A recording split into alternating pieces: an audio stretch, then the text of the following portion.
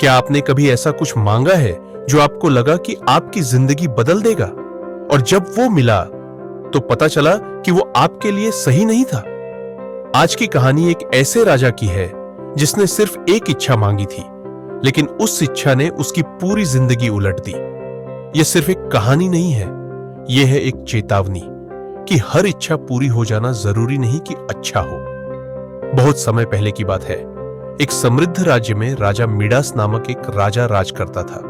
उसके पास सब कुछ था, सोना, चांदी, एक सुंदर महल, वफादार प्रजा और एक प्यारी बेटी। लेकिन मिडास का दिल कभी संतुष्ट नहीं होता था। वो रोज अपने खजाने को देखता और सोचता, काश मेरे पास और सोना होता, जितना ज्यादा हो उतना बेहतर। उसकी लालसा दिन ब दिन बढ़ती जा रही थी। वह सोचता था कि अगर मेरे पास अनगिनत सोना हो जाए तो मैं दुनिया का सबसे खुश इंसान बन जाऊंगा। कुछ दिन बाद एक दिव्य ऋषि उसके महल में आया।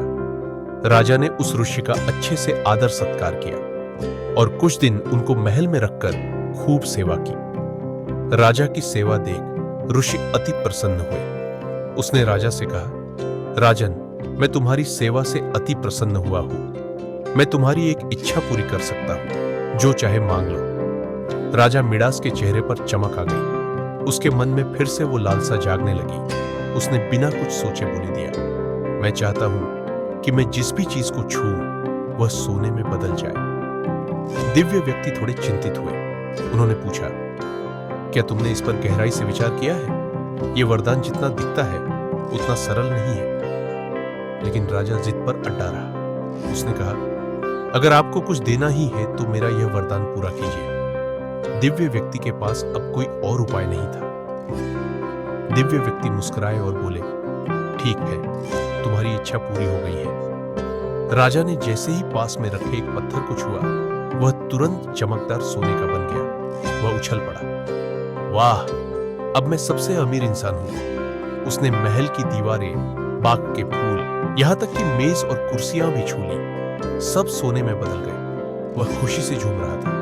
उस राजन को कोई विचार नहीं था कि जिसे वो वरदान समझ रहा है वो एक अभिश्रम है। राजा अपने सुवर्ण स्पर्श का आनंद ले रहा था। तभी थोड़ी देर बाद उसे भूख लगी और तब उसे उसकी पहली असलियत का सामना करना पड़ा। राजा जैसे ही खाना खाने बैठा, उसने रोटी उठाई और रोटी सोने की बन गई। पानी पिया तो गिलास और पानी दोनों सोने के हो गए।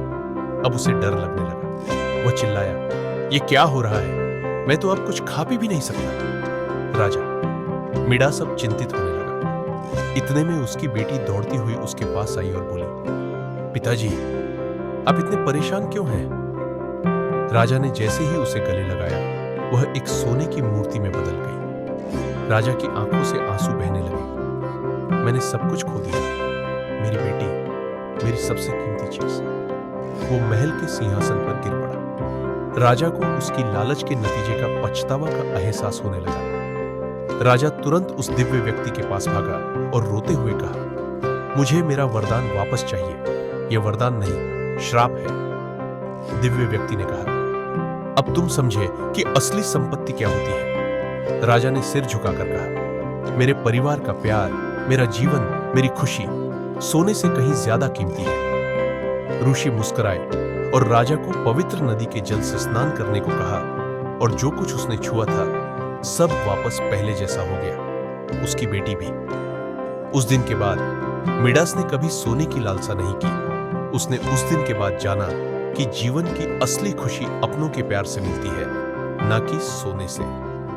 अब वो अपने लोगों की सेवा करने में, गरीबों की मदद करने में और प्रकृति से प्रेम करने में खुश रहने लगा।